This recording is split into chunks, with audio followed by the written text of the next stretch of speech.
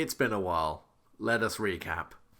Over the last couple of days, the little sleepy town of Kaleep in Utah has gone through some weird shit. Burning a cop station. Oh, I mean, before that, although that is definitely something that we will come to in a second. There were some missing children. There was some violence from both police and rednecks. And then a accidental trip into an alternate unreality? An alternate version of Kaleep, where Ernin and Vic discovered that essentially what had been happening for the last 50-odd years is that enterprising and educated kids from the area of Kaleep had been kidnapped and erased from reality for some nefarious purpose by, just trying to find, Adrian Nobel, a wealthy oil magnate who had also apparently died in a failed land speed record attempt. Throughout this, it became apparent that whatever alternate reality Adrian had discovered had not only gained some semblance of sapience, but wanted to try and exert itself into our reality. Upon escaping and discovering that the two of them had lost a good amount of time, in fact a couple of days if I recall correctly, oh god, I'm trying to recap everything and it's been it's been like more than a month. If anyone wants to chip in and kind of throw in extra stuff that I may have not mentioned or not covered accurately, I'm trying to get it all straight in my head. We had some like incidents with blowing up kids at the very start of the campaign. That was right, yes. Also, Ernin was put in charge of children, and as we have now discovered, that's a bad idea. Which was only superseded by Vic then giving a teenager that was emotionally unstable a loaded handgun. I think we've just kind of cemented this is team doesn't look after kids. I got the handgun out of the police station. Look, yes, to be fair, Oh, no, hospital. my character was a drug addict. So that's true to the character. However, he is a terrible person, though. Discovering that Ernin and Vic are both wanted for questioning regarding these disappearances. Oh fuck! I honestly cannot recap all of this and keep it coherent in my head. I should have I thought I had detailed notes, but it's mostly session plans. I haven't actually made notes afterwards. Okay, so where are we? So we both meet. So to be clear, we're both supernatural bitches, right? Yes. Something we've missed out. So our good friend Vic here can have spirits enter his body. Whatever, you can take that whatever you want. I mean, read into that as much as you would like to. And my character is like a Jinn fire elemental type thing. So what happened was we went into the ultimate dimension. We came out. We had a bit of a fuck around in town, some arguments, some general roleplay shit that didn't really affect the story that significantly. Where were we? So then we went into... Oh fuck! You made me forget now, you little shit. Okay, so I know what's happened in the last two I remember with clarity what happened in the last two sessions. So do I. So effectively, with shit going fairly significantly sideways, and Ernin's polycule turning up some vital information about the whole 50 years of people disappearing thing going on in Kaleep, Ernin's confidant, mentor. It's complicated. Dad, yeah, de facto dad facto. I mean, Clovis. what my actual dad is very problematic. That is also very true. Clovis made an introduction, or at least pointed in the direction of a woman called Tiger, who happens to be what effectively amounts to Kaleep's local supernatural expert and possible mushroom whisperer. And through a little back and forth between her and Vic, we're able to ascertain that while she is aware that something bad has been going on, she admits she doesn't know enough to make a full judgment, but is very much aware that whatever is happening, it's reaching ahead now, and you two are pretty much the only people capable of stopping it at this point. She allowed Vic to get his hands on some World War II weaponry that still works. While also bestowing him with a gift which allows him to trap souls in a separate object outside of his body. whereas Ernie was gifted a Jin's charm, which allows her to store energy outside her body, which is very useful since the null doesn't allow the normal transmission of energy that she sustains herself on to occur. Upon exiting Tiger's base, they were met with a rather unfortunate sight, which was two Khalips existing on top of one another. First of all, I got a phone call where the police officer... Oh, fuck it, and sorry, I forgot to... The cops decided that now is the perfect time to make the situation a whole lot fucking worse. Because they're cops. Because they're cops. And were leveraging Busey's custody along with the rest of the polycule to lure Ernin out. This did not go over fantastically well because a mass arrest while there are strange blank people wandering around town causes a fairly large amount of panic, which Ernin exploited by basically firebombing a bunch of cops. Got away with it. And getting away with it. While Vic tried to sneak in the back way, only to be discovered by the local gun-toting sheriff with a gigantic murder boner for the two of them. However, he was able to dodge Deputy Paul's attentions long enough to double back and arrive just about the same time that Ernin was entering the police station from the front. Despite breaking her anarchist friends out of the local jail cell and being able to secure the safety of the blanks that had also been rounded up, it unfortunately came to a head that despite everything they had been through, Ernin's allies weren't up to the task of nutting up and actually taking this thing as seriously as she was. Whether out of fear or lack of commitment or simple just caught in the headlights panic of what's going on all of a sudden. I think we pretty much ended that one with... I can't believe that was a double one. That roll was brutal. That was brutal, but sometimes that shit happens. I just trashed my entire Vampire the Masquerade. So I won't win the recording, but my entire Vampire the Masquerade just got crashed because we walked up to a police officer and I had a messy critical and drained him in front of 3 cameras and 6 people. So our campaign took a real big twist when that happened. Oh, gee. My character, which has 2 million followers on Instagram. Well, I mean, it's a prank, bro. It's CG. It's fine. It's fine. We're actually not filming fine. a CG vampire movie. No, carry on, sorry.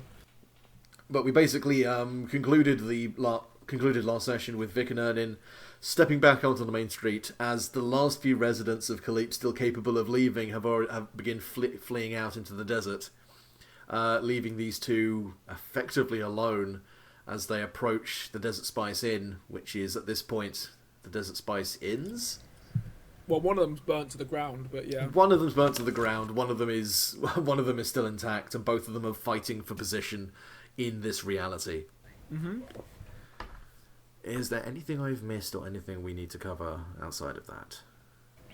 We established a bond of sorts. Yes. Oh, We got a bond. You had a lovely role-playing moment, and it was lovely, and I really appreciated you guys doing that. That was so cute.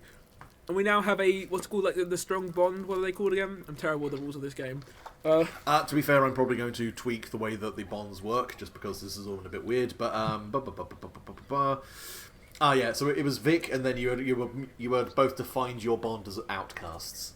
Mm-hmm. It was really cute. It was a good roleplay moment. It was also a horrible roleplay moment where I realised that my girlfriend was quite happy to let me go and die if she got to go and hide in the bunker. That was fun. Sorry. It's not your fault, but it is your fault. But like, it's my fault for interpreting your amazingly bad role as that. Mm-hmm. There we go. It made sense for the story. Blame the dice and then blame me. Yeah, but you decided what the dice do. It's your game system. I know. Okay, to put this into perspective, I played the final session of a campaign last night. I rolled a 1 at the worst possible time and fell off a fucking tower. Ow. And it was literally the GM just going, now is the time for something very important to happen. I'm not going to kill you in the last session for a really cheap roll. So, yeah, they were very magnanimous. But if it's an NPC, I just get the big hammer and I go splat, splat, splat. Sorry. Right, so the night air sizzles. There is this strange resonant harmony to the air around you, as if you can feel and kind of hear the kind of hissing of cicadas, the kind of oppressive crackling and almost bubbling of hot tarmac under an unforgiving desert sun, juxtaposed with the simmering, the kind of low melodic whistling of the cool night air, both fighting, both vying for dominance in this space. And as you approach and start heading up Main Street, you can see, in just slightly beyond the Desert Spice Inn, the blue marquee that Nobel had been using to build the Larkspur, his sports car, and maybe something potentially slightly more than that. In the you see that the kind of whatever wind that doesn't seem to reach you is tussling the canvas, knocking the flaps aside. There are no signs of life outside of it, no real light coming from inside of it. It seems like it's just blowing emptily in the wind. And slightly before that, to your right, you see the Desert Spice Inn, which, depending on how you look at it and how long you can hold your gaze, is either a burnt husk or the modern brickwork and kind of nice teal sign Erin frontage. is beyond giving a shit. She just stares directly at it, looking into the void. Nothing scares her anymore. Oh, well, lovely. Would you like to give me a yeah, give me a roll with plus strange. Yeah, can I take advantage on that? Because character. It's up to you. You could take burning at both ends if you wanted. No, you know what I mean. It's fine. I'm just trying to bullshit my way into getting an advantage. Literally, if you played D&D before, Just hustling. look, every player hustles their DM for advantage. Like, it's just the rules. Right, I'm gonna roll. Ooh, that's bad. That's a failure. Hello? Yeah, sorry. What was that you got? A failure. Oh, so just flat out 6 or less. Yeah. Fair enough. I suppose it kind of, as you stare at the Desert Spice Inn, it occurs to you that saying about staring into the void. And if you stare long enough, it begins to stare back. You don't recognize the same singular eye that you had seen in the sky before, but there is this oppressive sense of that, like when you know that someone is looking at you, even if you've not seen them start looking at you, that prickling, except it's everywhere. You feel seen in a way that almost dissects you, and it is excruciatingly awkward to feel. Do I care? So this is the thing. I'm going to say just take a minor condition, just for this scene. Marked. Cool. Would I know that I had this? Or was that out of character thing? It is, I was going to say, like, this prickling feeling, this kind of invasive... Yes. Yes, you would be very conscious that something is singling you out. And as you put your feet one in front of the other, you realise that the patch of ground that you're standing on is starting to lighten, as if becoming part of the sunlight of the alternate Kalip. Can I burn brighter in response, please? Sure. I'm playing this session a very specific way. You're going to see how it goes. How are you looking to do this? Are you simply trying to... I'm just trying to intimidate. Like, if you want to fuck with me, I'm going to fuck with you. I'm going to meet you face to face. I'd say... You want to burn brighter, I'll burn brighter. Fair enough. I would say roll plus fury and throw in energy conversion. So roll at 6, that's +2. Yeah. That's a success. Standard success. So 7 to a 9? It's just 7 to 9, yeah. Yeah. Yeah, you flare up. Is this like a full billowing, full body kind of fire? It's a proportional response to whatever it is I'm experiencing. So that's kind of your call. Like, if they want to like try and drag me into a lighter environment, I'm gonna like match them. Whatever that happens to be, then that's your call as a DM. Okay. So you... But is it... I was going to say, is it like a radiant fire, or do you simply just glow? Glow. Glow. I am glowing, darling. Absolutely radiant. Yes. You just push that power through you, and you illuminate, and even in the night air, you cast back all sense of shadow and darkness around you. You pick out everything around you in stark relief as you burn brighter and brighter and brighter. Except the prickling doesn't go away. It simply seems to have... I suppose the most particular way would be focus. It is no longer a prickling throughout your entire body. It is at the centre of you. It is at the thing where that energy is coming from. Well, as far as I'm concerned, that's me, and I don't know. My character would it's going to take a lot for you to scare my character at this point. But yes. No, that's fair. That's fair. Just that there is kind of a prickling around where your heart would be. I kind of like proverbially, you know what I'm trying to say. Grit my teeth and carry on. I just turn to Vic. Hey, Vic. Yo, what up? It sees us. It knows we're coming. Sometimes there's only one way that we can do stuff, and we gotta sometimes charge. You know what I mean? Sometimes Going loud? I got guns. I got a lot of guns. I'm on fire, so that works for me. Yeah, dude, let's do it. Fuck yeah. Fucking, like, you know the scene in Terminator, the... You son of a bitch! I think we did this last session! Did we lose this exact joke last session? I think we did! I think that's how we fucking did our bond last session! You meme-loving fucks. So... Yeah. What is your plan? So you have the marquee ahead of you. You have the Desert Spice Inn that's in that state of flux. Where are you guys going? What are you guys doing? Well, Vic, are we going to kill this guy, or are we going to destroy the void? And because he gave the nothingness something. Well, then here's a question though. Do you think we'll be able to get this man to back down, or do you think at the end of the day we need to stop this now? I don't think that's an option anymore, do you? Oh, there's always one last shot. If you want to try to close the portal, I can attempt to talk to him and see if I can get him to back down. Yeah, but how the fuck... I heat things up. I don't know how to close an interdimensional portal. We need to destroy the source of it. Oh. And that either means that we can't... Throw another chair through it. Here's how I see this going down. Right? Right.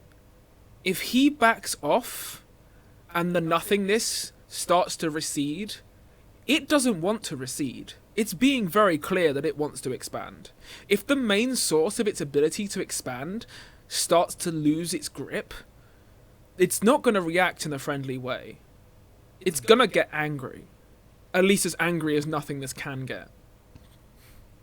Right. Our choice is, if we try and talk him down, I really don't think it's going to be any different than us fighting him. We're still going to be facing whatever the fuck this thing is. I don't know if there's a smart way about this. I mean, if you can think of something, please tell me. But well, at one point, right, he was doing all this to begin with to take care of his car, right? Maybe we use the car against the hole. You know what I'm saying? Yeah, but the car is the hole. Ah, I see. Like the car's engine, whatever you want to call it, is whatever this nothingness is. The engine is the lack of space. Well, the engine is the nothingness. I see. Like, the only thing I can think of is maybe a feedback loop. Like we feed the nothingness back through itself. But I don't I know don't know how what the I fuck that feel would do. about that necessarily, because if you add more nothing to nothing, it'll still be nothing. You know what I'm yeah, but I saying? don't know. Like, yeah, but would it return to being nothing, or would it continue being something? This is completely backwards in circles. I Jeez. think it'll probably just continue to be nothing. I think we should probably just like. I think you convinced me enough to fight. Maybe I'll try to talk him out towards the end. Look. He knows we're coming. We may as well just walk in the front door. Yeah. Are you okay. against this? No, I'm not against this at all. Fuck it. You know what I'm saying? If it knows we're here and he knows we're here, we may as well go up front. It knows no matter what we do, we're taking this up front, whether we talk to him or not. Let's go. Hell yeah, let's do this. So you guys are going to go in. Yep. We're just gonna walk in the front door. Off Fuck it. the inn? No, of the the marquee. tents. Right? Sure. We can't really walk into like a null space. That seems like a good way to get like fucked up. That's fair. I mean, the marquee is also phasing in and out. It's just a matter of what's there and what's not there. Yeah, but I feel like there's more risk of injury in the other one. That's fair enough. That's perfectly fair. Can we have, as we walk past, can I try and like ascertain anything about the phasing of the inn now that I'm already like intertwined with it in some way? Is there anything I can do to like look inwards or look at it in a way that would let me infer information? You can give me another plus strange. And in fact, Vic, can you give me a plus strange roll as well? Throw in your medium ability. Yeah, I can say that makes more sense for Vic to do. I have 9 minus 1. I have That would be an 8. 11. I would have an 8. That's not counting the ability though, right? No, you have to add everything together. So your plus your strange plus your ability. I gotta look at my ability again. It'll be a plus 1. So you would be at a -1 normally, but because you've got a blessing, a curse, your medium counts as 2, so you'd be at a +1. All right. Well, in that case, then I have 10. Cool. Fair enough then. Right. So you've both effectively got the case of terror. Right. I'm gonna go with Vic first on this. All right. Yeah, no, Vic first on this. Vic. People have died here. Yeah. Kids have died here. Right. You can hear voices calling out. And as their voices call to you, your eyes are drawn to the burnt out husk of the building. And the gnarled, fire-blackened corpses that have been almost adhered to the woodwork. And it occurs to you, that fire, and this occurs to you as well, Ernin. What's to say that the blanks knew how to get out of the fire? What's to say they could escape? Oh. And I'd like Ernin to take... I would like you to take the major condition, killer. Maybe we shouldn't have looked at this. I don't even know what this does, by the way. Like major conditions, it's very unclear. So major conditions, they will downgrade the outcome of your rolls. So a 10 plus is now a 7 to 9. A 7 to 9 is now a miss. Is that on all rolls? That will be on any roll that would be relevant here. You may take an action which makes sense to downgrade it to a moderate condition. But it will need to contextually make sense in the act. However, you can get rid of marked.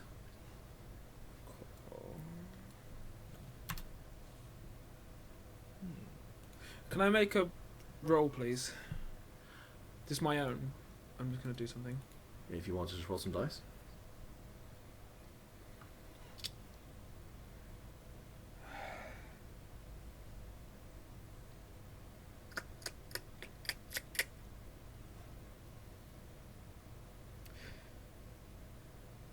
Well, up until now, Ernin has been while obviously not human, maintaining any semblance of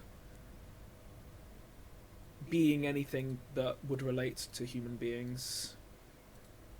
She's been like that a long time, constantly internally trying to pretend that she relates to these things that are so other to her, trying to be the right way for them, the right words for them.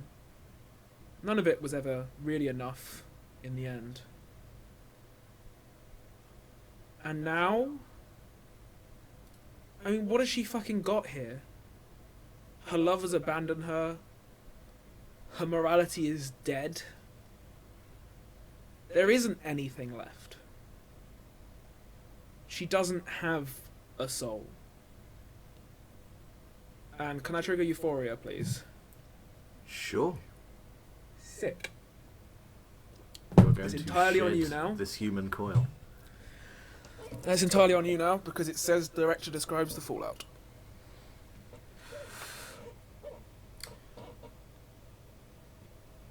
I think it's quite simple. Ernin is dead. Who are you now? I'm not anyone. Then I'd like you to erase your name. Sick.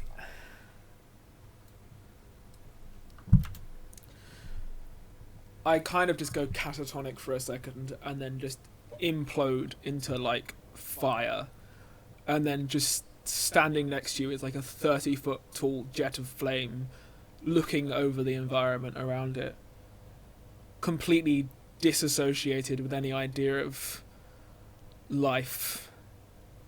And then I look at you, Vic, Alright. and even though I haven't got any eyes, you can see that I'm looking at you. And I'm just staring, not moving, just looking at you. Oh shit. Vic, amongst the roaring of this fire, this calling from the building seems to mellow a little. And rather than cries, you now hear calling. Is someone there? I can't find a way out. And emerging from the ash are pale, skinny hands, as maybe no older than 10. A couple of boys who seem to be dressed in rather cheap but well-mended shirts and scraggly pants start stepping out from the ashes, oblivious to the fire, oblivious to the chaos. Their eyes just turn towards you, Vic, and they look like the loneliest people in the world.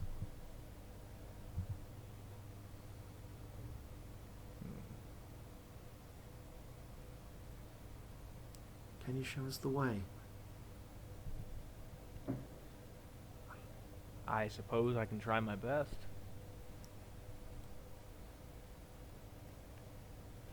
Why not? Let's see if I can help you out here.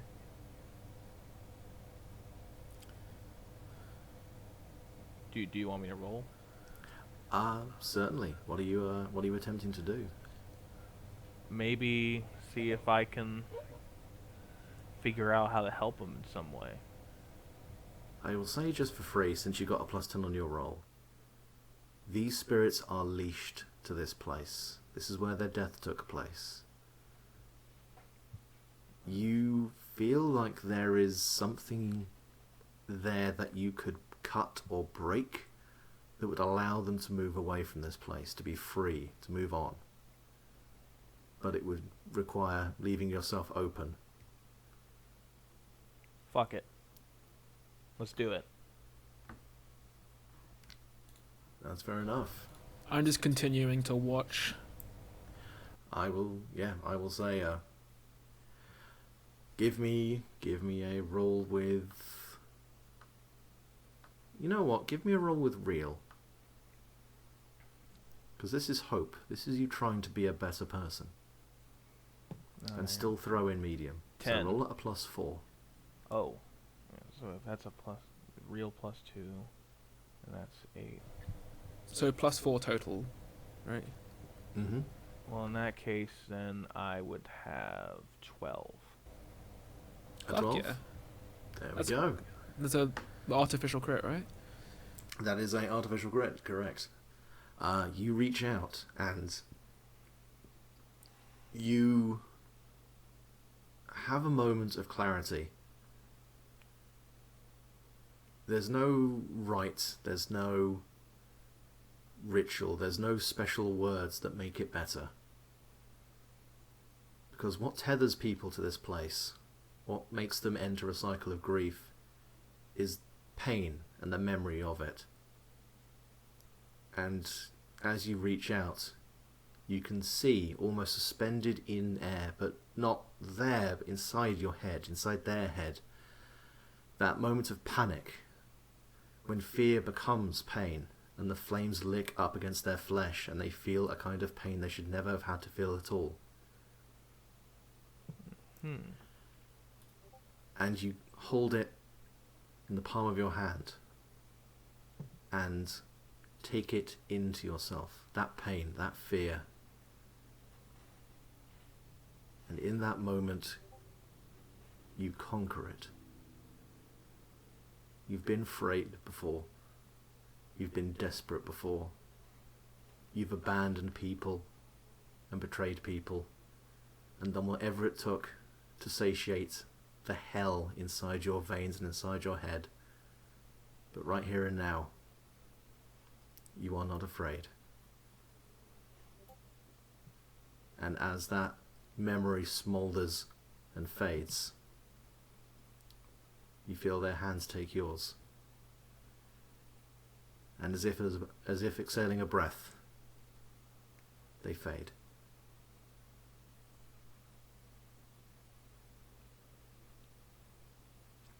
And they have passed on. And your entire body is flooded with every conceivable chemical your brain can possibly put out. It is exhilarating, terrifying, wholly overwhelming. It almost feels like your feet could leave the ground if you just didn't if you didn't continue to consider yourself part of this time and place, but you hold it together.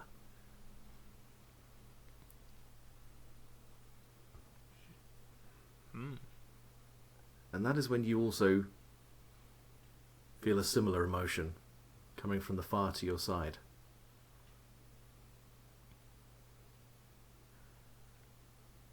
It's almost as if it's fading away, as if it's an echo of pain. As if an emotion had not been conquered, but simply burnt out.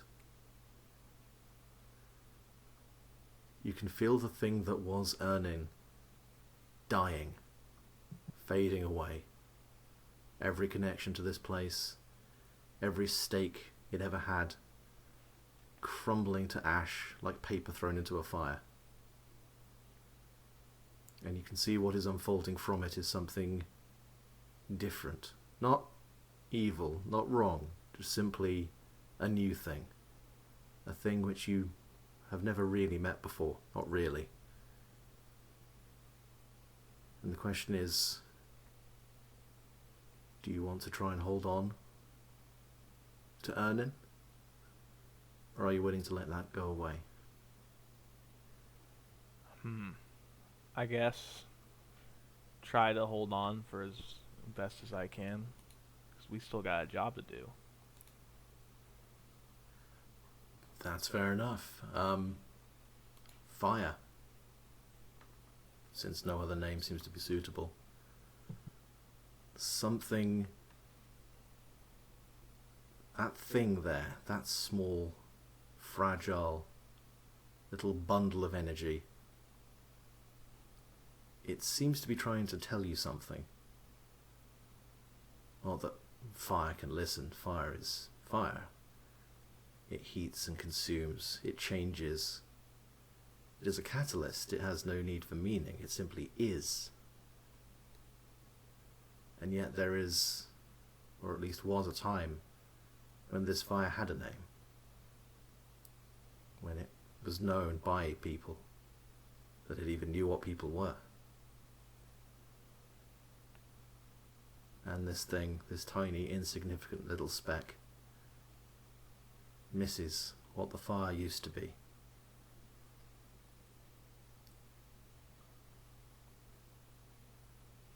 Does the fire want to remember?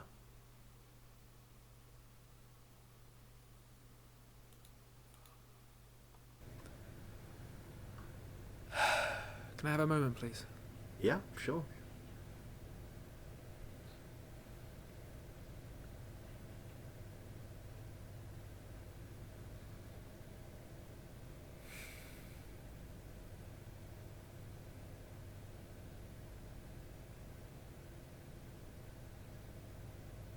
Do I picture anything else? Do you want to lean into the memory?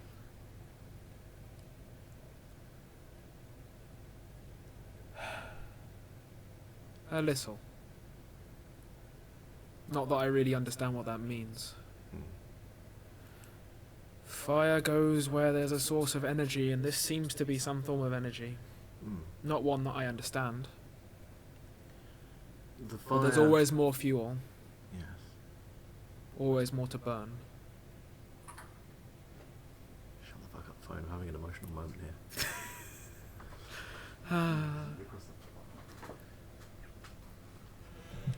Just one hot second, I just need this.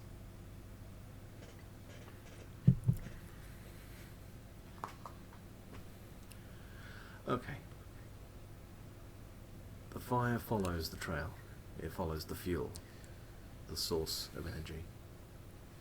But what it finds cannot be burned, for it burns by itself. Its loss, its betrayal and pain, frustration, anger, confusion, fear. The fire has no need for emotion. A fire that rages is simply fire. But this feels like it had a place here. Once the fire was not more than fire, but less than fire. It was pure, but tainted by feeling, haunted by memory. And now it is complete. Now it is whole and fit for purpose, but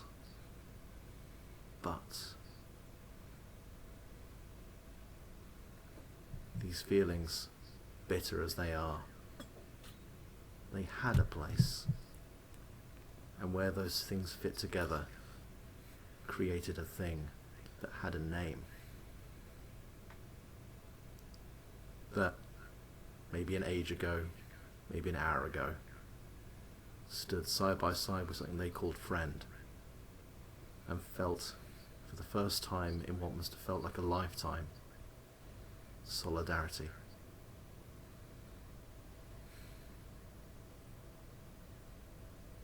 I ask you again, does the fire remember?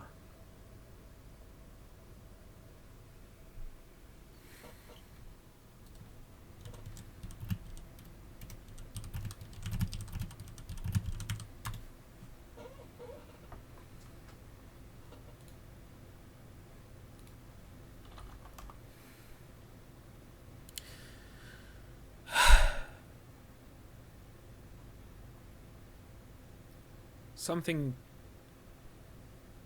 Vic, Yeah. you look up. The fire seems to almost not be fire. Not in the sense that you've ever seen it. It's like it's being torn asunder. Like, it is there and it isn't. It exists and it doesn't. It's clearly distressed and confused, but at the same time it's fire, so it can't be any of those things.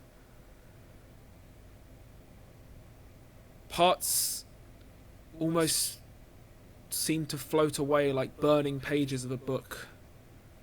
Ash just starts pouring from the sky around you. Smoulders. They make your nose sting. They make you want to cough. But almost you know what they are. It's crying. It's crying all the tears it's held up its entire existence. And not just the existence of what you called Ernin, but the existence of fire. Almost having a complete solidarity with both the pain and the progress that its mere existence had created on this one planet. The infinite suffering and the infinite pleasure, happiness, and it's tearing it apart at the seams. And in your head, it's almost like the concept of burning changes. Nothing's quite right. You don't really know how to put your finger on it, but something's changed.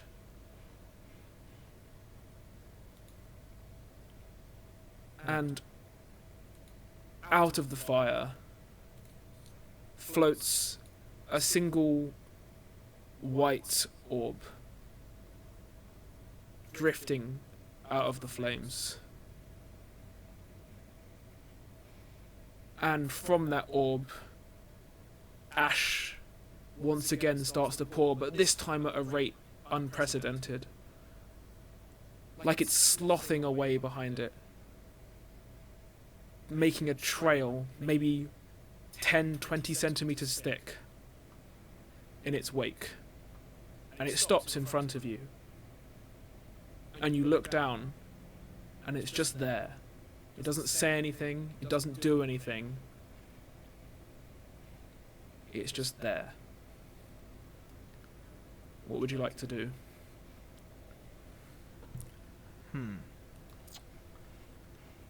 The best thing that I could think of, possibly, at the moment, is maybe harnessing this power to see if I can close the rift. That's an interesting thing to try and do. No matter Sure. what the cost.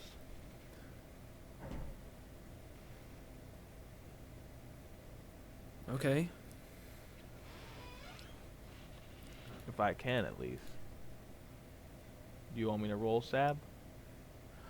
I'm not sure how this would work, but I can understand where you're going with it.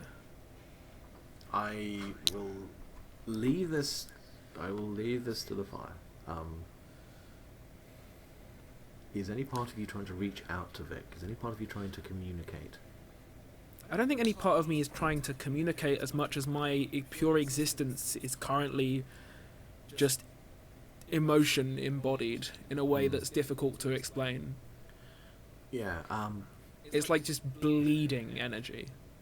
But it's Vic. clearly coming from something, someone very alone. Yeah, I will say, to be honest with you, Vic, Right. this does not feel like a thing that can be used in as much as you couldn't use. You couldn't use hope. You couldn't weigh a measure of pity. You couldn't bottle confusion. This is simply something that capital I is. And right now it's looking for someone. Well, then in that case, I just reach out. Then. Do you touch me? I mean, Poke the orb. yeah, why not? Poke the orb. Cool. Oh, fuck. Okay. Well, I mean, I am, like, the concept of fire, so this is not going to be a painless experience. Well, here's I mean, I'm here's gonna the let... No, you question. can't go back on it now, dude. You've said it now, like, tough shit. Okay. Uh, All right, I'll do it. I was just wondering, like, what would be the suggestion that you were thinking of? I don't know. I think you're probably going to set on fire, my dude. Whether that's going to hurt you is up to the DM, but like you just touched the pure emotional embodiment of the human idea of fire, and everything that's ever entailed. That's gonna be a bit fucked. It's gonna be a little spicy. Yeah. Like, okay, I will say this right now. I am not holding up the mortal danger card. This is not That's a gonna fair. kill you scene. Okay. Alright, well then in that case, what do you want me to roll? Oh yeah, I lost the killer stick and didn't know because I used Euphoria. Would it make sense to roll strange? I don't think so. I think this is real, my boy. Yeah, to be honest, I would say roll with give me real. Alright. Also, you can use our bond. I would actually say, yeah, throw in your bond. So Okay. take a +1, so roll +3. Okay, in that case, I got a 6 plus 3. It's a 9. Nice. So, yes. It's a bit hot. I'm going to ask... Mate, it's fairly straightforward. You currently have the condition loaded for bear. Right. Who does? I do. Vic has the condition loaded for bear because he's weighed down with lots of guns. This Yes. fire is going to roll over you, maybe through you. So I'm going to give you a choice. Alright. You can lose loaded for bear and be stripped right back down to just the clothes you're standing up in, as every trace of metal, anything superfluous to you is just stripped away. Or you can hold on to your weapons, but it will hurt.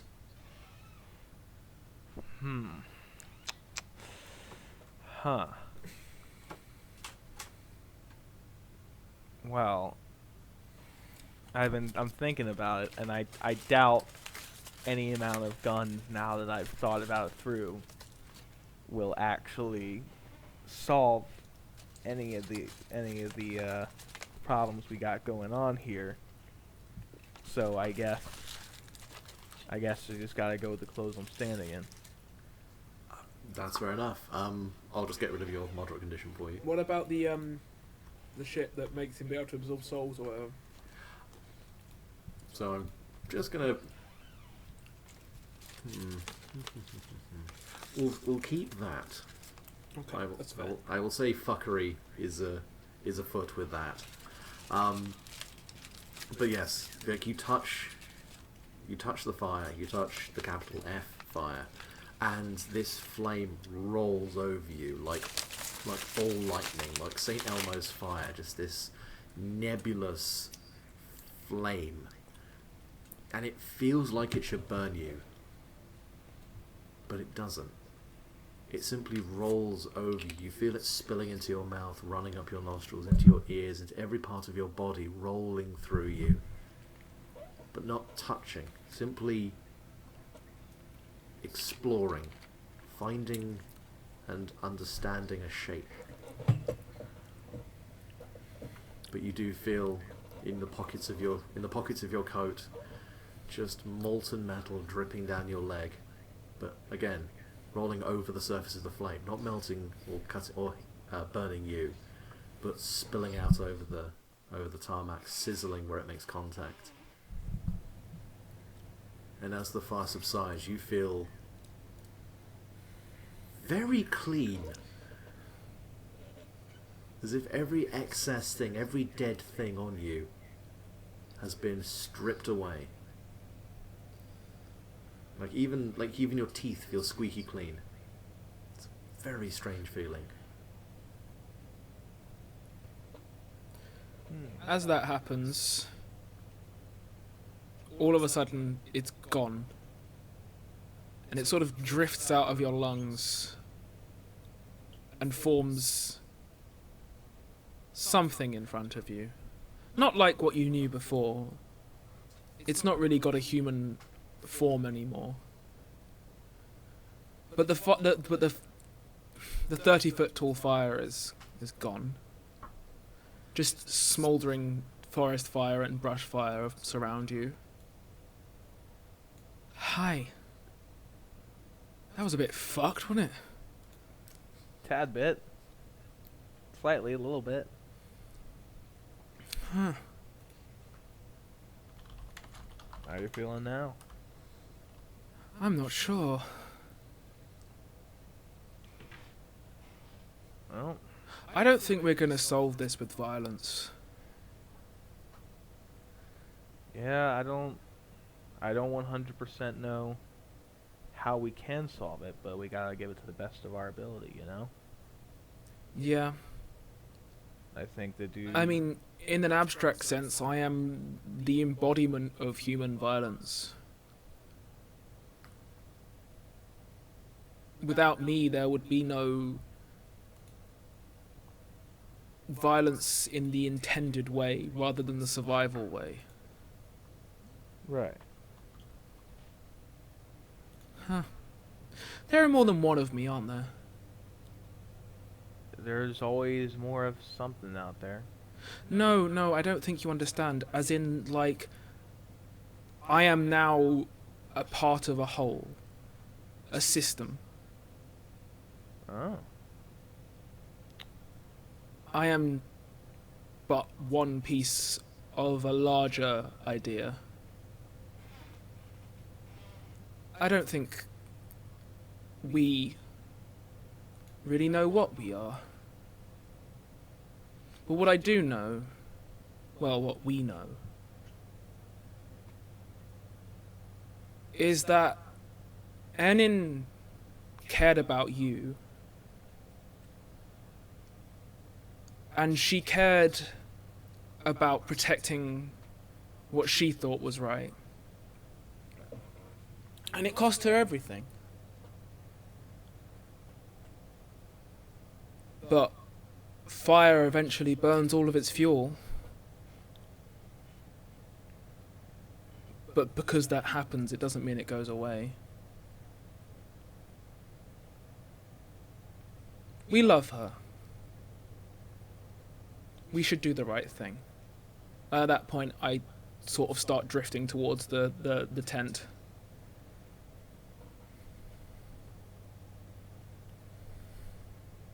I guess I follow with. Hell yeah, that was sick. Can we take a 5-minute break, please? Yeah, sure. That is completely fine. Well, that was fucking intense. Uh-huh. That was good. Like a honeymoon in a field. Fucking intense. Oh, Christ. Look, if I can't try and break the tension with a dad joke, what's the fucking point? It's okay, it's okay. Though You're if you ever said that forgiven. to a child, I'd have concerns. You know what I mean. shitty caliber jokes. Yeah, that was a lot. Yeah, no, I will be completely honest with you. I was not anticipating for things to go quite that buck wild, but if you were all okay, then... Yeah, it was chill with me. Yeah, I'm all good. I thought that was pretty good character development. Fuck, that was... yeah. Well, we did say that there was like a potential my character would end up being a star by the end of this, so I was like, Yeah. might as well run with the idea, right? That's fair enough.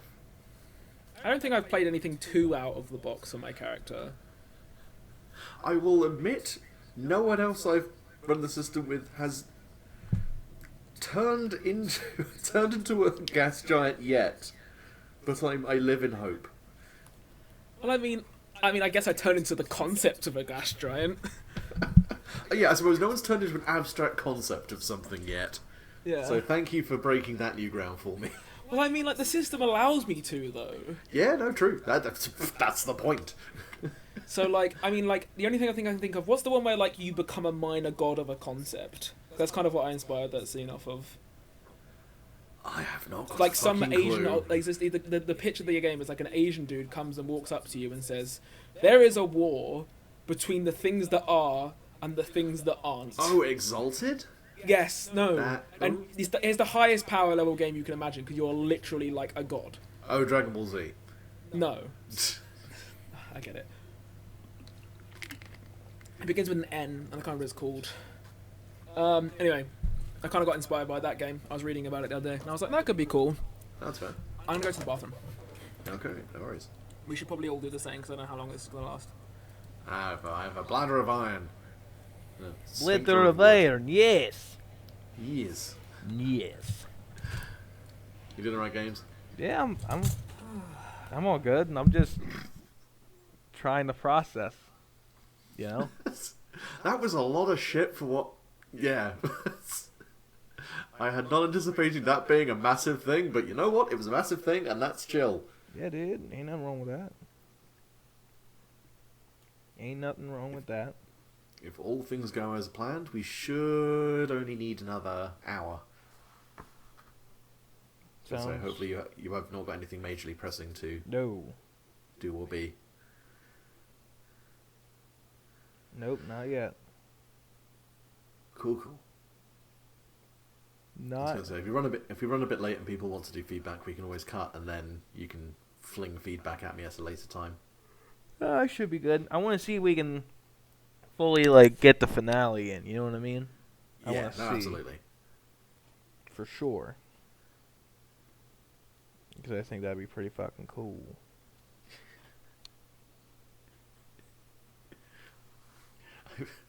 Just in my mind, it was like, we have gone through an hour's worth of content and they've walked 10 feet. Yeah. This is a finale. Yeah, I was. It's. Yeah, you ain't wrong. You ain't fucking wrong, dude. Legit. Holy hell.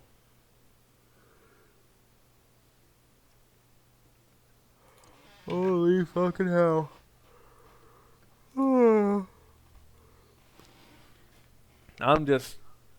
I'm interested to see how we're gonna close up the if we close up the portal, that is. Mm. I'm just gonna have to see, I suppose.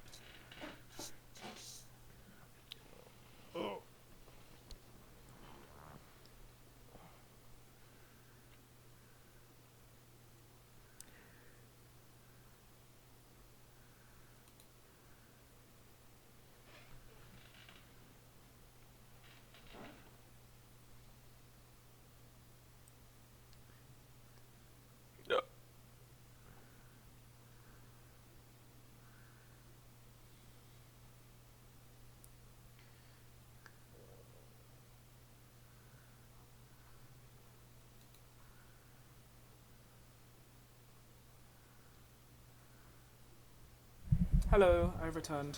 Hey. Howdy doody. Welcome. Well, should we get going again? Yeah, sure. Sure.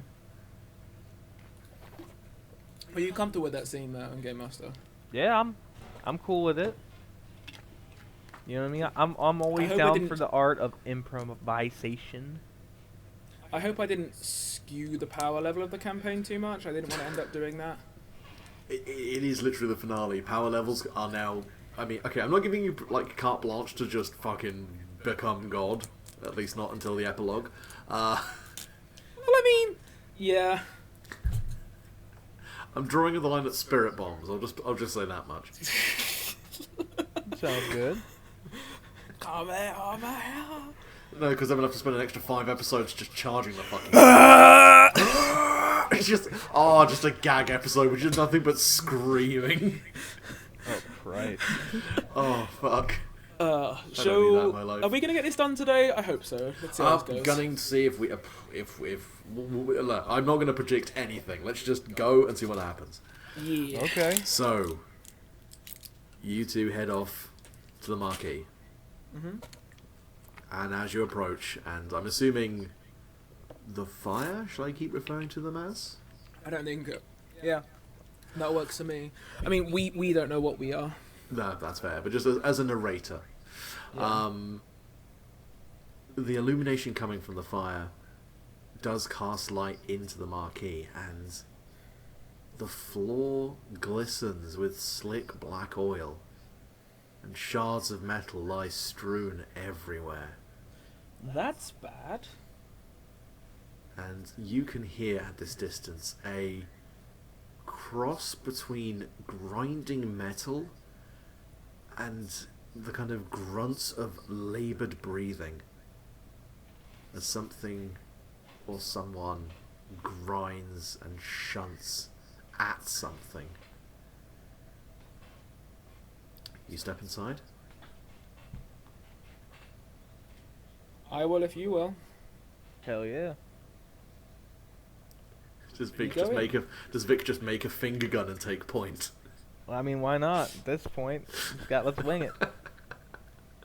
Oh, that's fair. You enter, and in front of you is a bizarre spectacle. You remember when you were in the Null and the Larkspur, the engine was open, and merely looking at it did uncomfortable things to your perception. Right, Now there are what feels like two shapes before you, with the haggard-looking figure of Adrian Nobel hunched over, ministering to first one, then the other.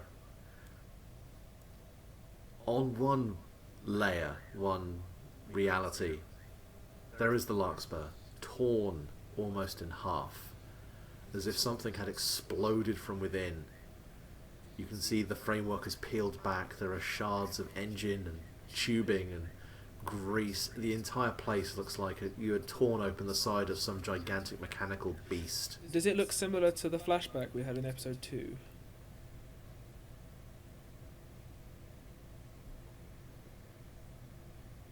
Sab? I can't remember. When we saw the thing explode?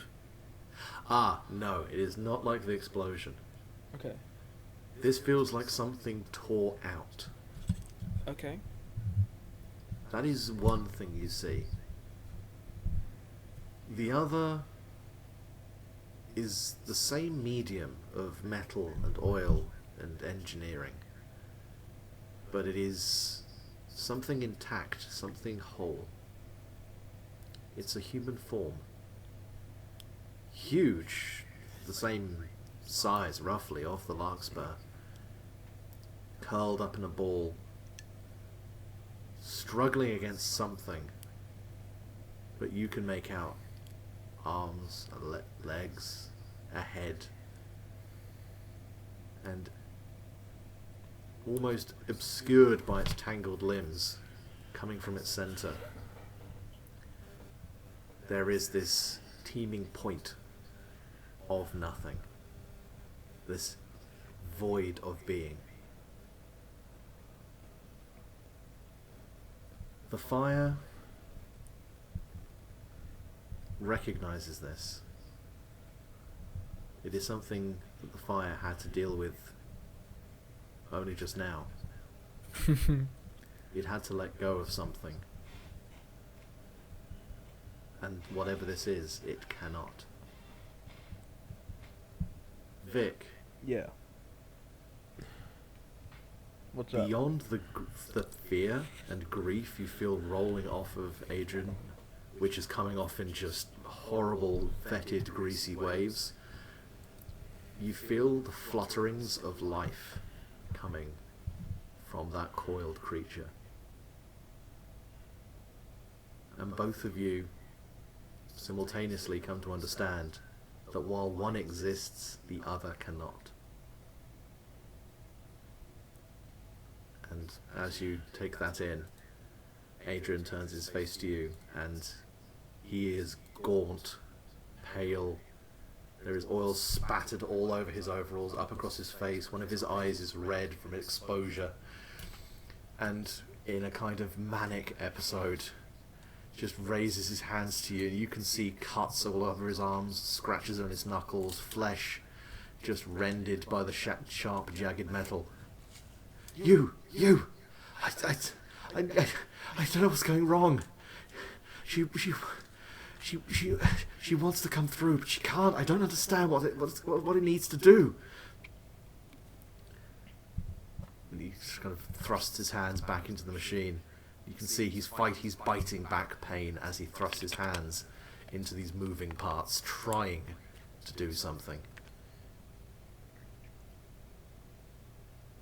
Can I hear it?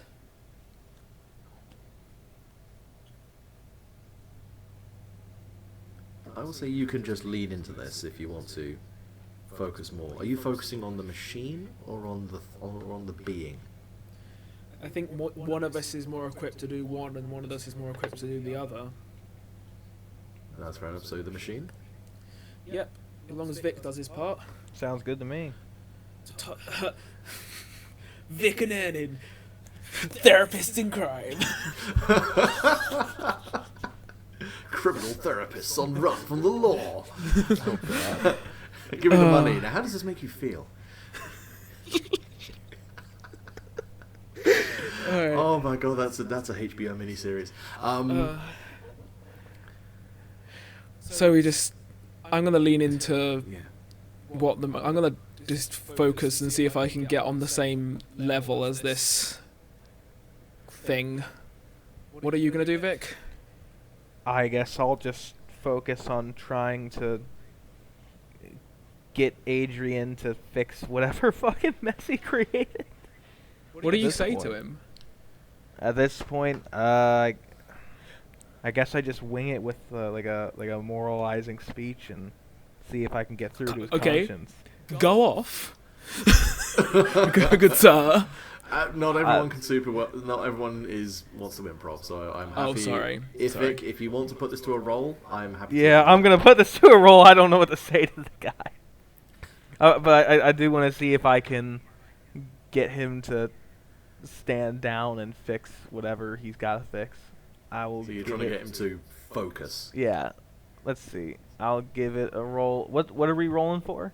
I would say if you're looking to do that, real seems like the best way to go about it. All right. Well, in that case, I got a 10. Vic's really been keeping it real this session. Oh fuck yeah! Yeah. Keeping it real. I'm with actually Vic, this 90s surprised. miniseries. Ugh. I'm actually surprised I rolled this well so far. So Vic, yeah, you just apply the correct amount of just get a fucking grip of yourself, man. You've got yourself this far. You clearly know what you're doing. Stop. Think about the problem. Now start walking your way step by step through how to fix it. As you correctly deduced that this guy is panicking because one variable has gone out of play and it's thrown his entire plan out of whack. And his panicking is simply making it worse. But you are able to get him recentered, and he is able to explain to you in a more clear manner of speaking. We thought we could just run the car back through and it would replicate the same event. She would be in the car and we could just ride. But we didn't account for the rifts opening, for this whole place just falling through the hole. And now she's here before she's ready, and she's trying to make a form for herself, but she can't cut the link. There's something there that she can't let go of, and for as long as that happens, she's stuck here. And it's just gonna get bigger and bigger, and I can't control it. Meanwhile, the fire recognizes this as this is another invention of man. Wherever a ship is christened with a bottle of champagne, wherever people put their blood and sweat and tears into something they create, of stone or metal, of paper, of anything, a little part of themselves is put in there with it. A little piece of humanity is placed into something that was never human to begin with. And this is it. The null, you now understand, it is not nothingness. It is the thing that is there before a human mind gives something form. It is inspiration. It is creation. Or at least it is the placeholder before it arrives. It is unsung and unacknowledged, and it is utterly alone, until it found someone who could see it. And for someone who is, or something that has been totally alone, would it not be understandable to even see acknowledgement as a kind of love? But now it is struggling to let go of what it was, is desperate to not lose its last anchor to the thing it remembers. Sorry, I'm a little bit confused with the language here. You saying the thing it remembers is in Adrian, or the thing it remembers is in being inspiration? In being itself. Okay. Adrian is the thing that is drawing it out, but it does not trust him enough to completely let go of what it was.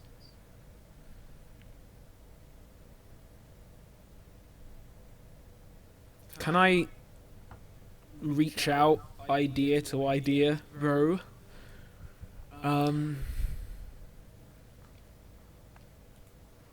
Because in a way, it's my mother. The idea of fire had to be created by something, had to be somebody's inspiration. Someone was brave enough to see lightning strike a tree, and not just flee, but step forward and snap a burning branch from the root and wield it. Mm-hmm. And I would say, yeah. Can I? Is there any way to show that I recognize all that it's done and all that it is? I don't know how I would do this, but It feels like you're going to be giving me a real role here. that's bad. That's bad. And I feel like using burning at both ends is very out of character right now, which is why I won't use it.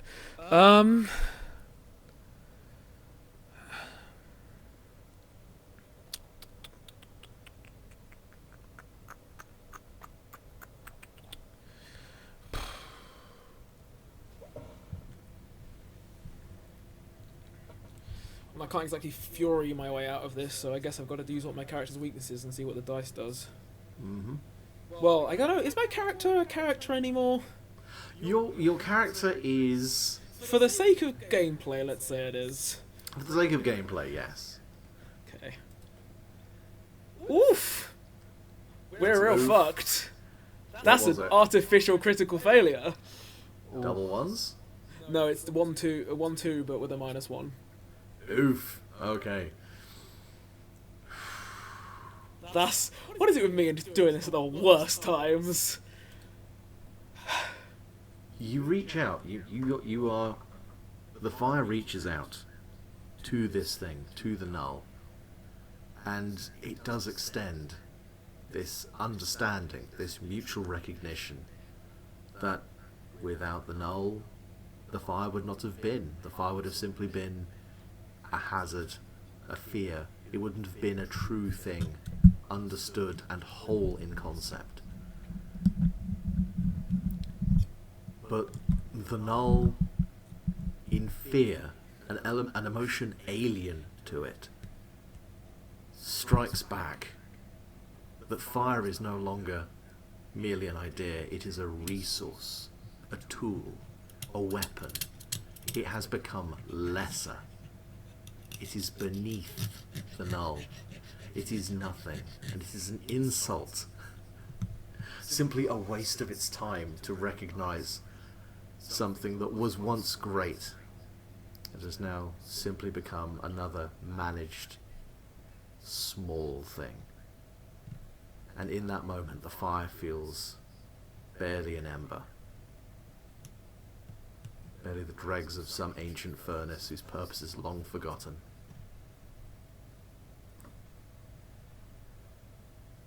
Well, shit.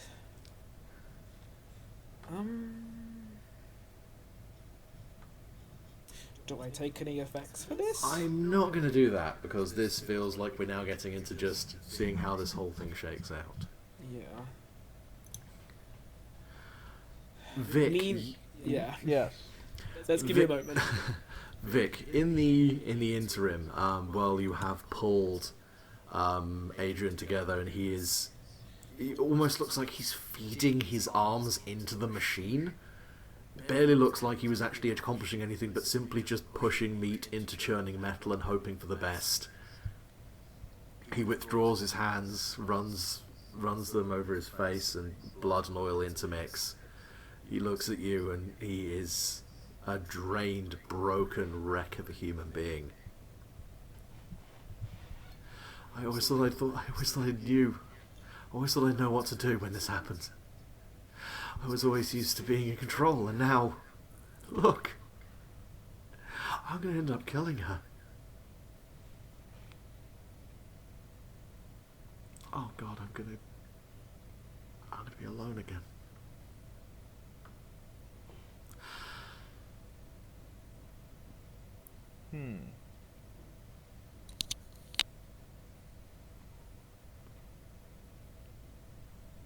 And in that moment, in that drawn-out silence, there is the light metallic click. The click you will remember from earlier tonight. The hammer of a pistol being cocked back. You look up across the wreck of the Larkspur, and you see Deputy Paul standing at the mouth of the marquee.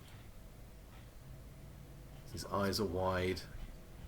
He has fresh burns up one side of his arm. His uniform is smouldering still a little around the collar. You can see there's fresh blood on the cuffs of his pants and across his other hand. He stinks of gun smoke. And when you make contact with his eyes, you see the far slopes of hell inside them. Whatever this is, whatever hellish bullshit you people have brought to this fucking town, it ends now. Do I notice this? I'm going to say Vic has the drop on this. Okay. The gun is not pointed at either of you specifically, but it is definitely in your direction. Alright. What, Vic? What do you do?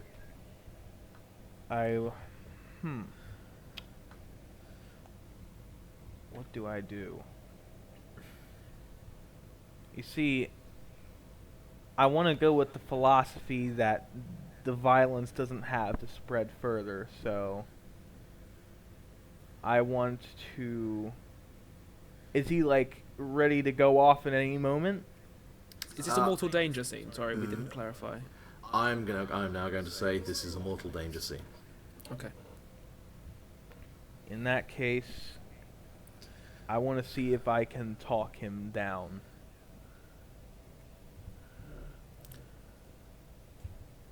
Okay. What is your end goal here? The end goal, I guess, would be just to, number one, get him to stop waving the fucking gun at us, because that's not going to help anything if we're all dead.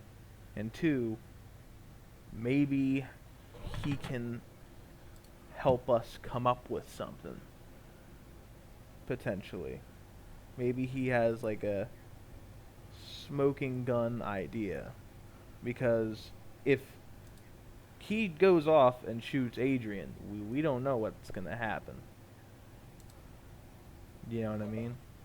Mm-hmm. He could be the only key to stopping this, and if he's fucking dead because this douchebag wants to fucking throw his gun around, then that's not... We're all fucked. So, you know, if we can at least lessen the danger, that'll be helpful. Sure. Roll me plus real, I guess. Like every other roll this night. Yeah, right?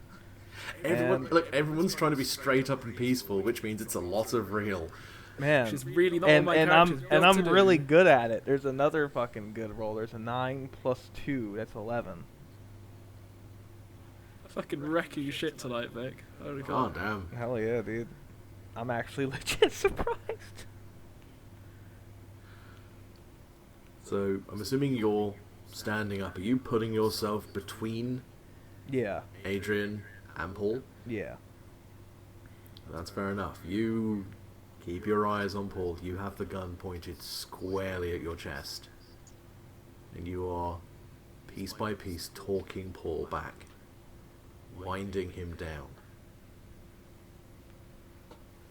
You know this kind of guy. Not necessarily a cop, but the kind of guy who is so highly strung, he's not even looking for an excuse, he's simply looking for the opportunity, that moment where the concentration breaks, where the glances to one side, and that's all the opening he needs to justify pulling the trigger, but you don't give it to him. You ensure that if he wants you dead, he has to look you in the eye and kill you in cold blood. And in that moment, Paul understands that he can't. He can't shoot a man. At least, not right now. The gun doesn't go back into its holster, but it definitely goes limp at his side.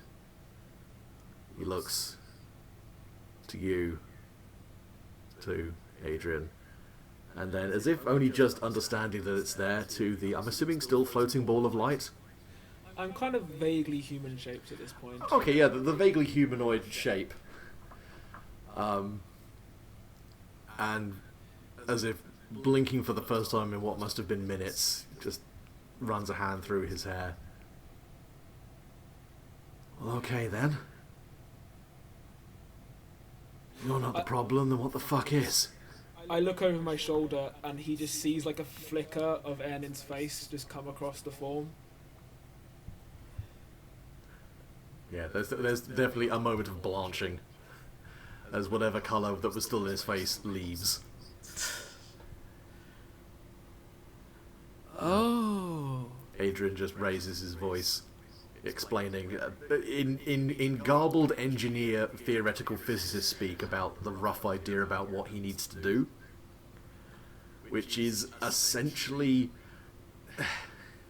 the best way to describe it would be to completely rebuild an engine while it's running, to convert it from like petrol to diesel, to take it from one thing and turn it into something else that could function in this environment. And the null is almost there, it just can't find the last little step it needs to take. How much does Ernin hate this man? Not Adrian. Paul? Yeah. I will leave it to you to be completely Because honest. that's a lot. He cost her almost everything in her life, stepped on her, destroyed her, essentially made her whole existence painful just because of his fucking power boner. And any consideration that she has that he could help in this situation, that a cop, a landlord, an abuser, a fucking man who locked away his her comrades because he felt like it. Any idea that a man like that needs to be in this sort of situation, it doesn't exist. And all of a sudden, the fire goes out, and it's Ernin again, her full form, ploughing full speed towards the cob.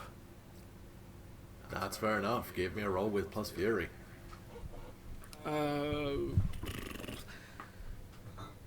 Okay.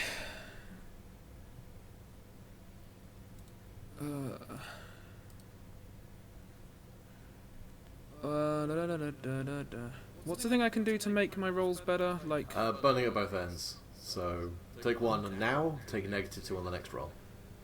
okay, well,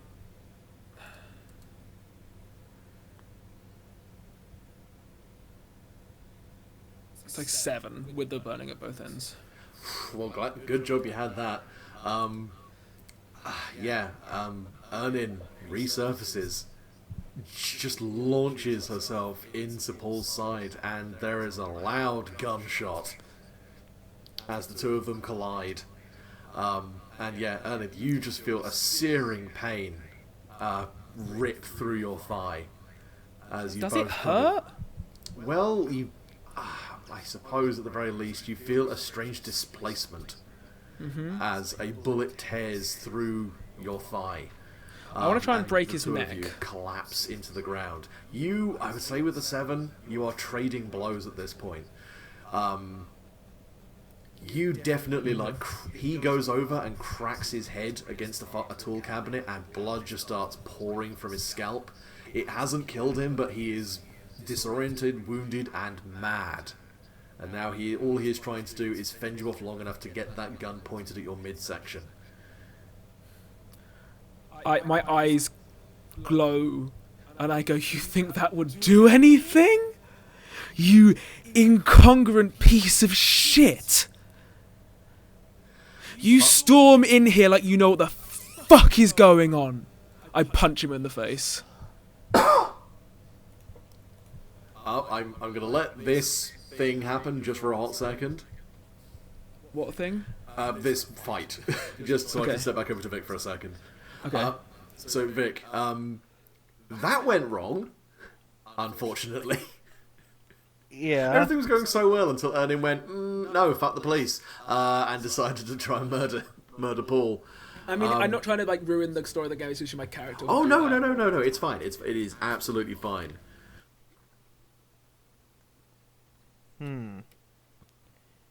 Well,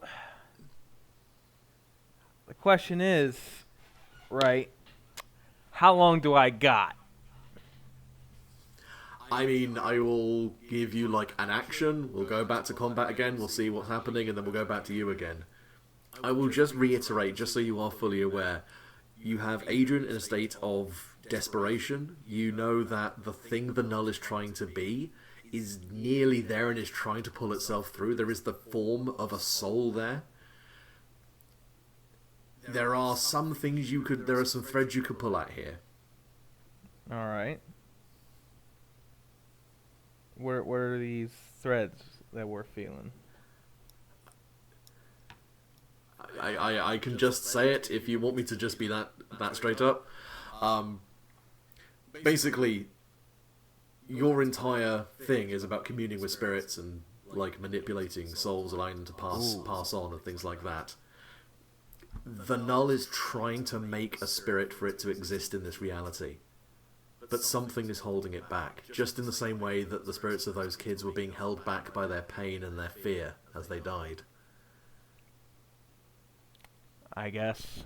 Or alternatively, maybe helping Adrian figure out precisely where he's gone wrong, what he hasn't accounted for, that would allow him to help the Null out himself. If I may ask one more question, how Sure, long sure. would each of them take? Like I said, you take an action, we go back to the combat, we come back. Then, in that case, I I don't want think you to. can do both. Wait, you say you think I can do both? Or You can't do Okay. both. I'm very unlikely to be able to do both. The Well, question is, do you trust yourself or do you trust Adrian? I want to see if Adrian can pull through, but at the very end of the day, if nothing isn't gonna work, then I gotta do what I gotta do. So you're gonna do that medium shit you do so well. Yeah, fuck it. Let's do it. Fair enough.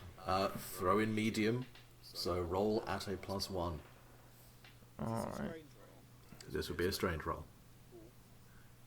Then we You are have. basically acting as a midwife for a paradimensional entity. We have a 7. Fair enough. And a couple close scrapes there. Ugh, it's at the fucking knuckle, isn't it? God damn. You stop Adrian for a second. You stop him from just futilely bashing his hands and just doing more harm to himself than any good to the situation. And try to center yourself. Put apart the violence that's happening just beyond the car. Put apart the chaos around you. And just focus on the thing that is trying to be. And the world falls away. Maybe not falls, but definitely stops mattering. As if all your cares had simply left. And all that is before you is a form. It is genderless, tall, slender. The edges of it picked out in steel. The shadows picked out in almost perfect blackness. A kind of oily sheen given to everything. And it uncoils. Not managing to get to its feet, but simply managing to carefully get onto its knees, bracing itself with its hands. And it turns a smooth, featureless void of a face towards you. And within it, you can see everything. Glimpses of brilliance, of coincidence, of chance, of potential, of infinite, limitless potential. And you realise that is what it is so reluctant to let go of. That it could be anything, anything at all. But now, if it wants to be free, it must become something. It must choose. And you realise that it needs help making a decision.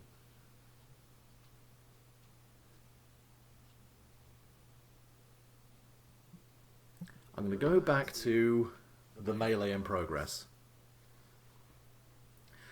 So this tangle of just furious limbs on the floor, with Ernin just trying to get a good grip anywhere to try and just gouge or tear or throttle. And in this moment, you have never felt quite so frail, so flesh. I would like you to give me another roll with Fury. Can I attempt to pin him down rather than beat the shit out of him? It's still going to be Fury. I know, but I'm just letting you know what my actions are. That's fair enough. That's your intent. That's cool. This is going to be at a -2, by the way. Why? Burning at both ends. Oh shit. Well, that's a failure. Just a normal failure. Yeah. So is that a flat out 6 or less? Yeah. Yeah.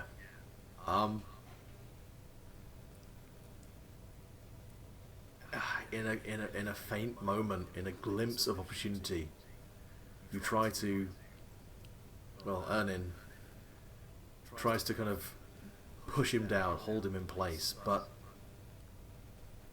there's no reckoning with the strength of someone fueled by quite so much hate.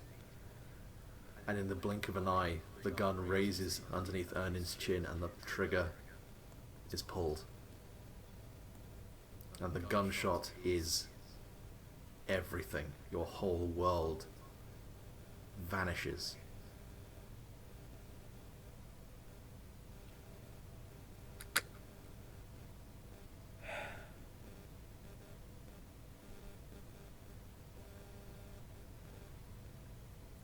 I stop fighting. I look down. There's a hole straight through where my skull should be. And I just look at him and I go, I just wanted to be alone with her. It's all I ever wanted.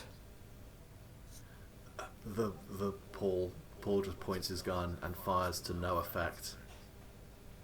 He's screaming as the last little bit inside his mind finally breaks. And there is now nothing more than a feral, raving monster in front of you, Everything pounding his fists. falls away and he's just punching into essentially light. Yeah. And it just raises its hand. And I'm gonna be a bit of a bitch here and play a DM. You obliterate this fucker for me. The form reaches out its hand and grabs the top of his skull and just places a thumb on his forehead. And you just hear a loud cracking sound, like a lightning strike 2 centimeters away from your face. And he falls limp. Blood spattered across the floor, his brains pouring out the back of his head. The form stands, turns, and gently returns to a resting state, before kicking its leg backwards, and like a fucking plume of dust, flame embodies the sheriff's form. Just a pyre on the floor. I love that, just slightly, like, very dignified, folding back into action, a fucking boom. And then just a flicker of Enin's face, and you just see sorrow, pain. I'm sorry. And she's gone. It's all on you now, Vic.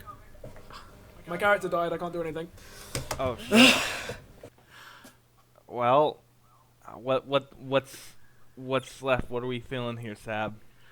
Vic, this is not going to be any more rolling. This is simply going to be asking you a question and asking for the most honest answer you can possibly give me. Alright. What is worth giving up everything for? What is worth giving up everything for? Well, Null has limitless potential, infinite options. It could be anything, could be anyone.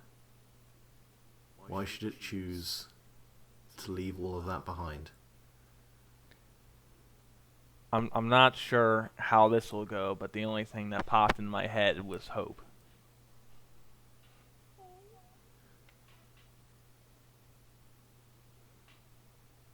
And that's that thought, that little 4-letter word.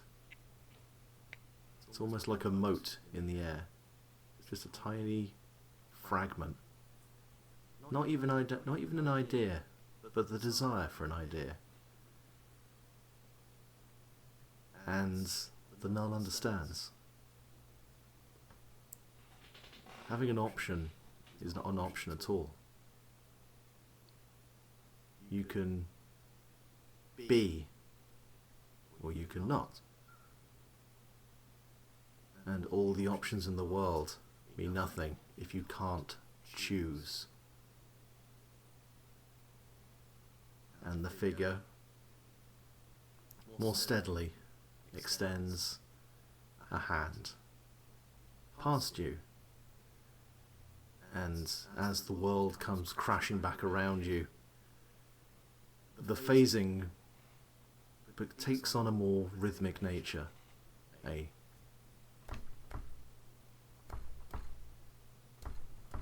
Of a heartbeat. And from the wreck of the Larkspur, a figure emerges. He's birthed, almost. It's the same figure you'd seen. Black and chrome. Soft lines. An androgynous, slender thing. Which carefully lifts up Adrian from his hunched over, blooded place. And leans in close to the side of his head. And says something, though you can't hear it. And Adrian just sinks into their arms. Grief, relief, guilt, just flowing forth, a dam broken.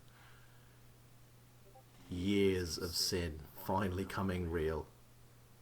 And now he has the fruits of his labours.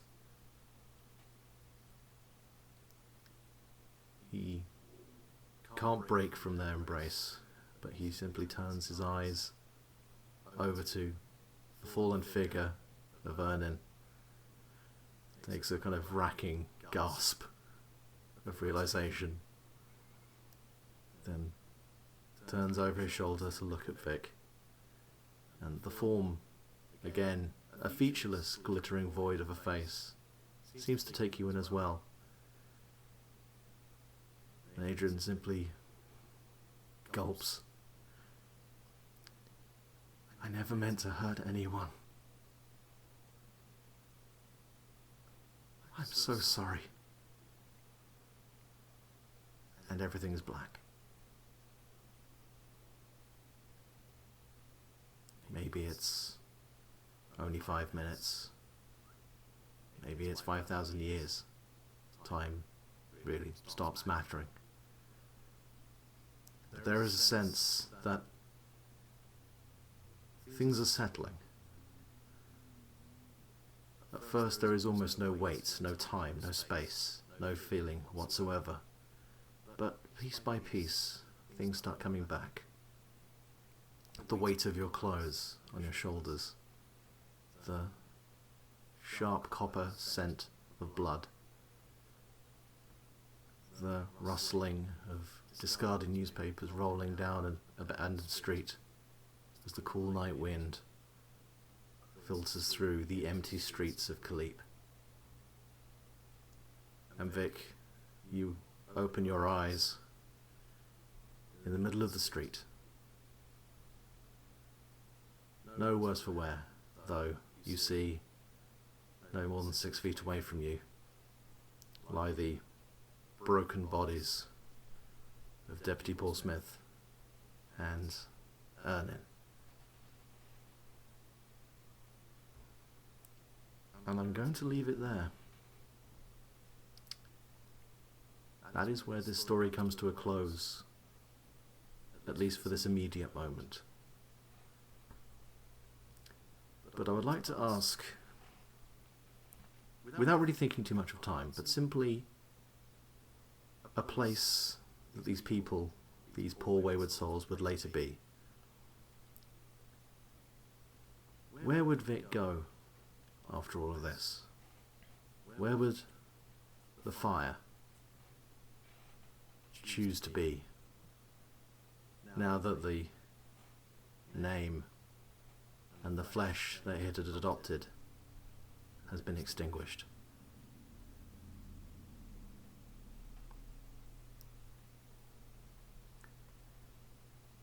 If anyone wants to go first, feel free. But I would like to, if you want, for you to deliver a little epilogue for your character.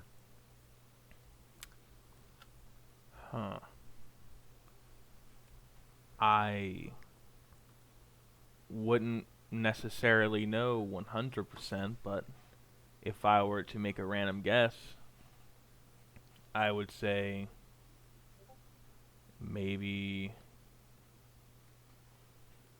Well, let's go with yeah, let's with the fire first. yeah, let's do that. If they have any ideas.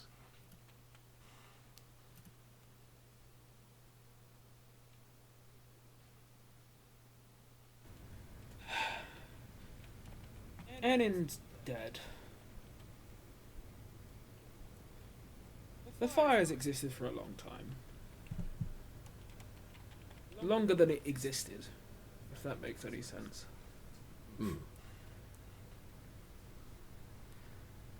And it needs a way to sustain itself, to link itself back to humanity. So it has children.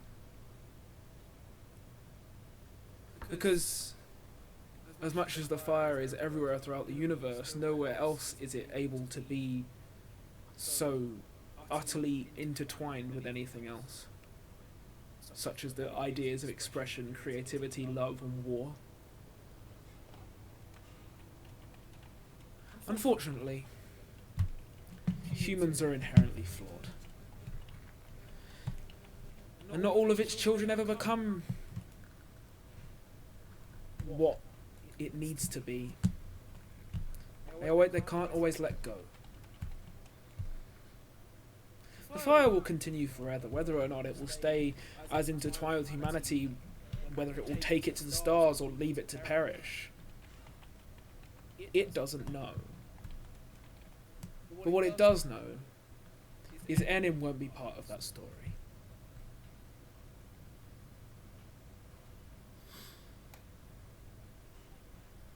That's fair enough. Enin died because she loved someone, because she was human. And I guess that's the fire's loss.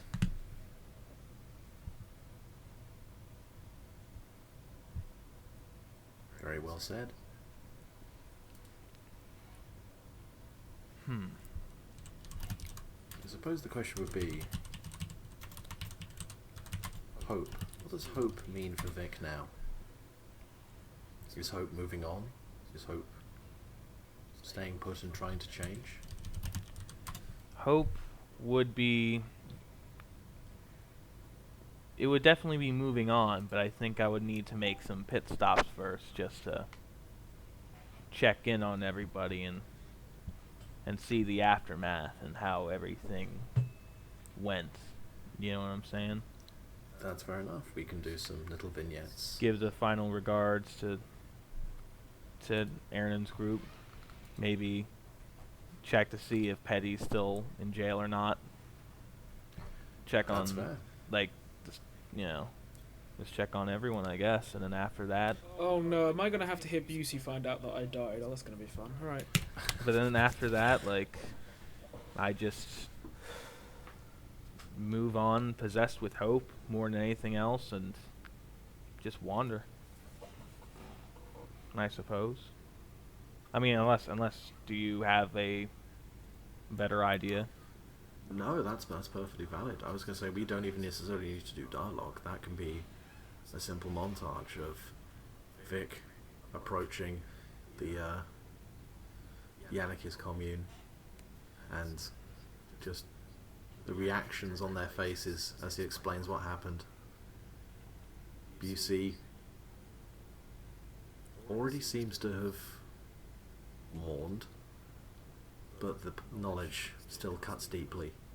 She grips onto anything around her, trying to find some steady place. Trevor just puts an arm around her, and together they move away from the rest of the group. Clovis is just hanging his head, sitting out on the porch of the camper van. His hands are shaking, his eyes are red. And when Evelyn heads over to try and comfort him, he just shakes her off.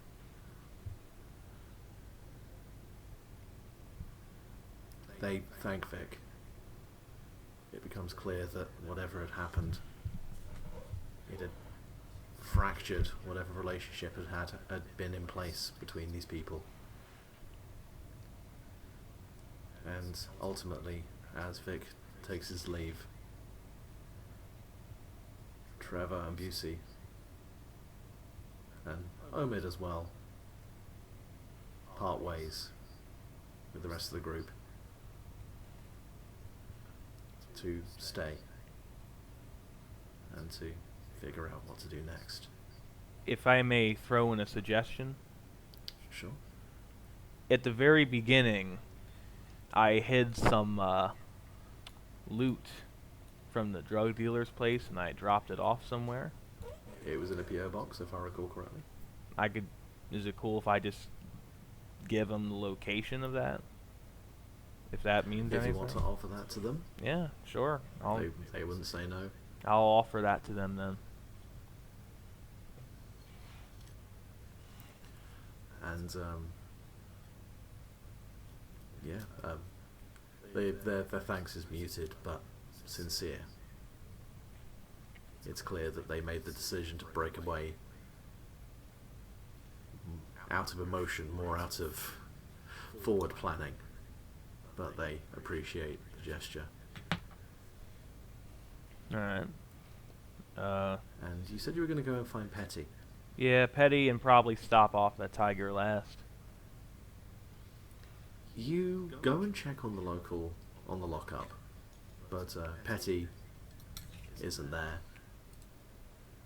And it's only when you start poking around trying to find his old beta van that you actually find him at the Desert Spice Inn with his girlfriend and a couple of kids you could have sworn he'd never had, who are just making an absolute mess of their food. But you can see Petty, a light in his eyes, a kind of happiness he'd never really shown around you. And you think better of saying anything. You just see him through the window, and it occurs to you that maybe this is a time to better let him enjoy what he has, rather than burden him with anything else. I can agree with that. And finally, you're going to go and see Tiger.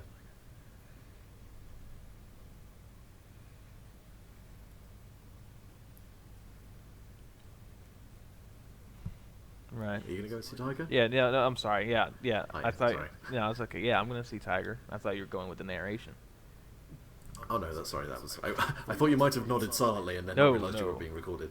I've done that before. You return to the mountain. You are greeted at the door, the hermetic seal, by another one of the myconoids. And yeah, Tiger is there. And there is a certain solemnity as you enter. Tiger is reclining. Her breath is shallow. Her skin is significantly more sunken. Feels like whatever had been driving her seems to have begun to leave her now. She is now feeling every year that she has persevered on. She doesn't say anything. Well, she doesn't say much. All right. But upon seeing you arrive, she manages to get to her feet and take shuffling, short steps over, waving away at assistance from other myconoid helpers. And very lovingly, very motheringly, she simply puts a soft, cool hand to your cheek and says with utter sincerity, "You look well." Oh, I think I will actually end it there. okay. Can I add one little thing? Because I You think may. it's cute. You may. After whatever's said, you can edit this out if you want. You don't have to keep it. in, Oh but I no, think that's it's fine. cute. That's fine. I You love cute. Give me. you leave the mountain after having whatever deep personal discovery conversation that would have led from that moment, and your foot kicks onto something metal. Do you pick it up? Okay. I guess why not? You brush it off, and it's a very plain Zippo lighter, just on the floor. And as you open it up and light it, and then we end. Yeah, just that snap of the Zippo lighter. All right, sounds Yeah. good. Cut to black. Hell yeah! Hell yeah. There we go. Question: You guys that were was able after to. hours. You guys were able to hear me, okay, right? Yeah. Okay, I'm Yeah, just making definitely. sure. You may want to re-edit the little bit of the I ending there will- just I so will. it works a little cleaner. But yeah. Oh yeah, no, I will bass boost and put air horns Yeah. over all of that. All right, Um, sounds good.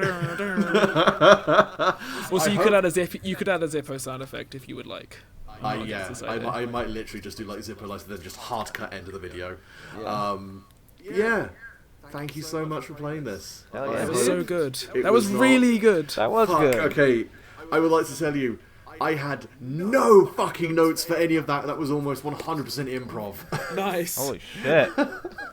That just I goes had to a show, rough man. semblance of what I wanted to do, and I went, I could either really overwrite this, and it end up being quite railroady, or I could have some broad ideas and see how you handle it. And the broad ideas worked. I think it went quite well. I don't know. Some of it was a little rough because I'm trying to like bring together like character traits that I've been trying to build over like multiple months now. Oh god, like, yes. I'm like, where did this thread go, and how did this thing connect together? And I was just like, I was fucking beautiful minding this shit. Just fucking numbers flying past my face. Oh god, yeah, no, you guys brought some real fucking wild shit to the table. I massively appreciate it. Yeah. Hell yeah, dude. You are a couple of certified G's. I really liked the fucking blowing the dude's brains out though. That was satisfying. I wanted him to just kind of be this background perennial thing of just being like, I need to make this guy a massive cunt and then give you the best opportunity to kill him. You know, I mean, it killed my character, but it was worth it. I will say this. I didn't expect it to go this route. For some reason, the main thing that like popped into my head was I thought somehow I was going to like get possessed by something near the end. That would have made sense. Like, I don't know, like fucking, you know. But I think you've kind of overcome that. Yeah, no, I don't think your character would get possessed anymore. That's unless it very. wanted to be. I meant Yeah, like like at the very end, not like at the very end, like the epilogue. I mean more so like at Yeah. like, you know, at what they call the final boss battle. Yes. That's the one thing I definitely wanted to do. I didn't want to do a boss battle because this system is not made for boss battles. No, I Also, get this you. data wouldn't have fit. No, Yeah. no. And that's literally why, like, the only combat in that entire thing was literally, like, big bad, like, the big arsehole decides to show up, and he can be one-shot if you roll well enough. That, I mean, or if you decide to kill your character for it, either way. Yeah. I hope you're not too pissed at that. No. was I like, chose to die. I mean, I could have made my character survive. I very choose comfortably. death. Yeah. It worked better if my character died. Because, like, she doesn't fit. She isn't ever burning. She had a very directed idea of herself, and that doesn't fit in with the idea of what she was. It was complete disassociation of being versus self. You know? Yeah. Oh, that was fun. Oh no, I've had most of those ideas for that session for like the whole campaign, but I haven't. And I was like, I want to do this and this, and and I was like, maybe this. I just did all of them because fuck it, why not? Like, why limit myself, eh? Don't let your dreams be dreams. Oh. Yeah, no, you guys have been fantastic. I super appreciate you doing this. That was really good. I had a really fun time with this. I like role Do you playing. too? You do good hosting, my dude. Thank you. Oh, God. I was saying, if you guys don't mind, I think I would like to kind of just call it for a night here, and then if you guys want to give me more constructive feedback, Yes, feel we free can to do a do it. session. Sure, that's yeah, fine. do a session, or we can just do text. It's entirely down to what you prefer. All right, I that's think all it makes sense good. for us to catch up and have criticism, feedback, that kind of thing. Because I have some mechanical points. I'm yeah, gonna be legit with absolutely. you. I don't really have any suggestions. I thought it was just pretty fucking good as it was. You know what I mean? Oh no, as a story, I can't criticize it. That's not what I was going to criticize. It was purely like gameplay shit. Yeah, I had well, things to say about. yeah, I'm not 100% an expert on the gameplay shit. So It's it not would. really about expertise though. It's about what felt good to you and what didn't.